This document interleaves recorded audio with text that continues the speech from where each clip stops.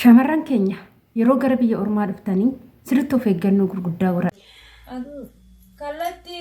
Kalatti lakkoofsa barreesse buukillee ofiillee barreesse. Yeroo ammaa wanti deemaa jiru waan baay'ee nama sodaachisuudha. Eenyu amananii akka wajjin jiraatan baay'ee. Maal matarra sana gaafa dura? Ani beeku hundee ni naan jedhe lakkoofsa obboleeyyan kiyyaa barreeffadhee deema yoo hin jedhe hin barreessinaan jedhe lakkoofsa sana. Hin barreessinaan jedhe. Luka ishee kana hidhameeti har'a kanas jirtu. Kun hundimmoo balaa ilma eechumaatiin. Kunoo mucattiin tanaa hedduu tokko dhukkuba. Ashamee maqaa kee himadhu. Maqaan kee nuun?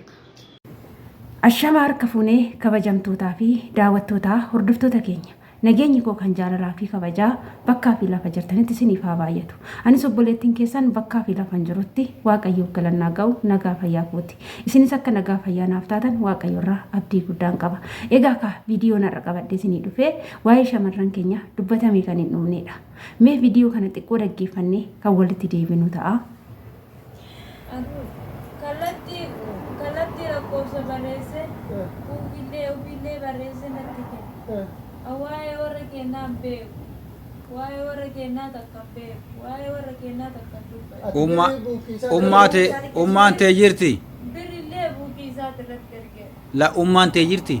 Ani beekuu hin dandeenye haadha. La waayita ati biyyaa jirtu biyyaa baatu jirti si? Biyyaa yeroo biyyaa bahu haati tiyyallee hin jirti abbaan kiyyallee hin jira namni hunduu hin jiru. Na jaarsi isheen biyya sanii eenyu?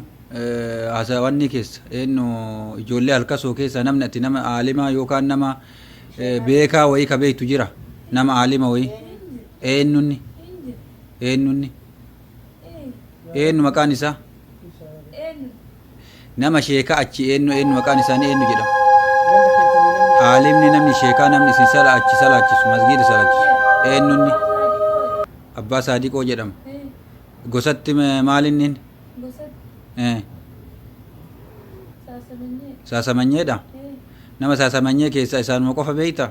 Hin beeka nama hunda waan hunda addunyaa guutuu hin beeku.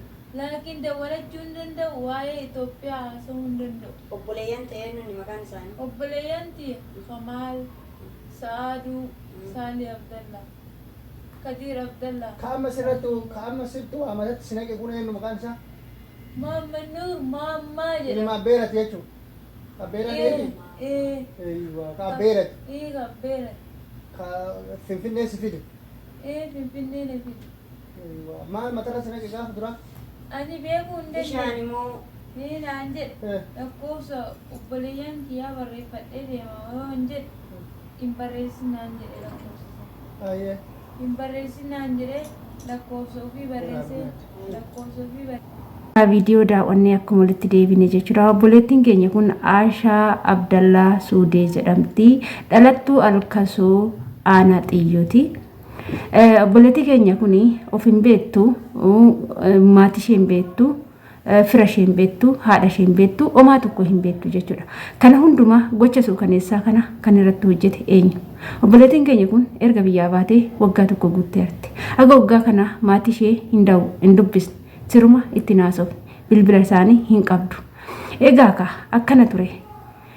Obboleettiin keenya akkuma naafsinii biyya ormaa deemuuf kan kaate ilma echuma ishee wajjin gara Finfinnee dhufte. Yeroo gara Finfinnee dhuftu kana ilma echuma ishee kuni wajjin deema. Yeroo wajjin deemu waan ta'e bishaan wayii mataa irratti nanaqe jette. Erga bishaan san mataa irratti nanaqeeti mataan kiyyaa of na wallaalee nama sirriitti hin beeku jette yeruma sanu. Yeroo ani gara biyya kanaa bararuuf dhufu akkas na godhe maatii koo bilbila maatii koo qabadha jennaan bilbila obboloota koo qabadhannaan lakki kun homaa siin godhu naan jedhee bilbila isaa naaf kenne akkaawuntii isaa barreessee buukii isaa barreessee naa kenne ani ergan biyya ormaa dhufee gola ormaatitti waggaa tokko hojjedha birrii waggaa tokkoo fi minaamnaa kana guutuma ani akkaawuntuma isaa buukuma isaati irratti hangalcha maatii kootis dubbisee hin beeku haati koo eenyu akka taate hin beeku obboleewwan ishee bichaa xiqqoo maqaanii dhoofti haadha ishee siruma hin beeku jetti gocha akkanaa kana shamarran irratti raawwachuun kun maaliif barbaachise? Ilmi namaa maallaqaa jedhee waan hojjechaa inni hojjetu wallaalamee jira jechuudha dhugaa dubbachuudhaaf. Amma obboleechi keenya kun gocha suukaneessaa obboleettii isaa kanarratti raawwate kun maallaqaa jedheeti malee wanna biraati jedheeti miti jechuudha. Ijoollee keenya adaraa keessan of eeggannoo cimsaa.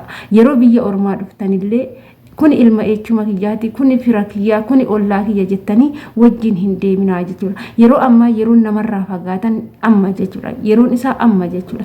Yeroon nama amanuu dadhaban yeroon isaa amma jechuudha. Namni amanamaa hin jiru. Keessattuu qeerroon biyya keessa, dargaggeessi biyya keessa maallaqaa jedhee wanti inni hojjechaa jiru baay'ee waan nama jibbisiisuu fi nama asxaalla'uudha jechuudha. Kanaaf shamarran keenya nuti fayyaa keenya barbaanna waan ta'eef fayyaa keenya eeggachuuf immoo nama biyyaa dhiira biyyaarraa fagaachuu qabna. Dhiirri biyyaa akkanattuu shamarran hedduu dadhabsiisee jira. Ollaaniidhaan janajjane maallaqa nyaata. Amma immoo taarikiin fidan akka isheen maatii ishee wallaaltu, akka isheen biyya ishee wallaaltu gochaa jira. Amma obboleettiin keenya kun waa'ee haasa'uma Itoophiyaatu hin beeku jette. Aga waggaa tokko guutuu kana waa'uma Itoophiyaa jedhamtu sanuu hin beeku. Haasaa Itoophiyaa jedhamtu hin beeku. Haadha abbaa koo hin beeku jetti. Xiqqoo naannoo ishee biyya ishee xiqqoo beetti sanii booda uumaan beektu. Har'a baatee urfatti baddeeti sheekonni arganii mana ofiitti galfatanii jechuudha. Waan akkanaa kana nama baasu keessattuu biyya ormaa keessatti jechuudha.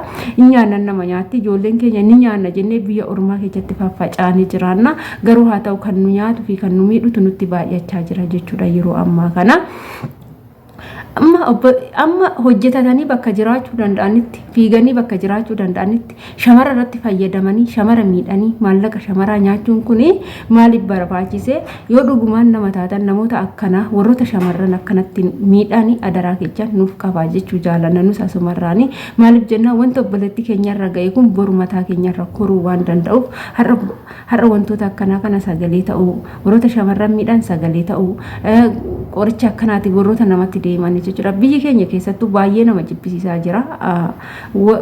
Qeerroon amma hojjetatee nyaachuu osoo hin taane nama jalaa hatee shamarran jaanjissee attaallalee waan akkasiitiin qabeenya horachuu barbaada malee hojjedhee nama ta'ee tanan qabeenya argadha jechaa hin jiru jechuudha. Waan nama haa baasu kanallee sinin jedha obboloota kooyi obboleettii keenya immoo waaqayyoon si haa fayyisu abshirinni fayyita waaqayyoon fayyaa guututti si haa deebisu ati daa'imanii hojjetatta waggaan tokko miti atuyyuu dafteeti jechuudha. Kan isarratti naqaate maaliif jennaan agoggaa lama waggaa sadii odoo hojjette inni maallaqa waggaa dheeraa nyaachuu barbaade garuu waggaan tokko miti obboleettiin teenya tun amma daa'imanii hojjetatti garuu gocha akkanaa raawwachuu gocha gara jabummaa gocha baay'ee fokkisaa kana raawwachuun baay'ee tokko keessattuu nama biyya tokko ta'anii nama lammii tokko ta'anii dhiiga fira ta'anii jechuudha. Ilma jechuuma ta'anii akkana ilma biraa ta'anii akkana raawwachuun kun maaliif barbaachise dhugaa rabbii dubbachuudhaaf baay'ee tokko nama jibbisiisa. Waaqayyo bichaan biyya keenyaaf nagaa haa buusu malee waaqni illee kanumaaf ilaalee nutti dheekkamaa jira. Waaqayyo dhiifama isaatiin nu yaadatu. Kan garaa jabaatu hedduutu keessa jira. Kan waan hin taane yaadu hedduutu keessa jira. Kanas nin jechuu jaaladha kabajamtoota keenya. Shamarran keenya garuu sirriitti of eeggannoo godha. Nama argitanitti of hin gatina. Namni amma amanamaa hin jiru sinin jechuu jaaladha. Hanga ammaa kan wajjin turtaniif ulfaadhaa galatooma.